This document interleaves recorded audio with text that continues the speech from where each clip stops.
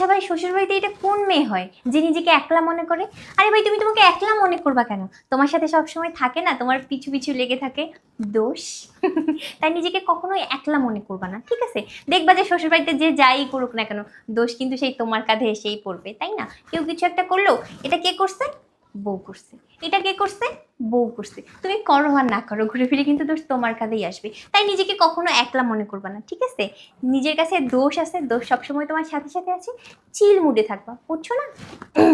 দেখবা শ্বশুর বাড়িতে তো আমাদের মাঝে মাঝে আদর করে দোষীও বলা হয়। যদি কেউ এসে জিজ্ঞেস করে এটাকে, বলে দোষী। তাই নিজেকে কখনোই একলা ভাববা না, ঠিক আছে? কারণ দোষ সব সময় তোমার সাথে সাথে থাকে। দেখবা ভুল করেও যদি কখনো কারো পিছিয়ে লেগে যায়, তাহলে ঘুরে ফিরে কিন্তু আবার তোমার কাছেই চলে আসে। বেশিক্ষণ কিন্তু তোমাকে ছেড়ে সে থাকতে পারে না। দেখো দোষ বেচারা কত ভালো, তোমাকে কত বেশি ভালোবাসে, তাই না? সব সময় তোমার সাথে আটার মতো লেপ্টে থাকে। তাই নিজেকে কখনোই একলা মনে করবা না।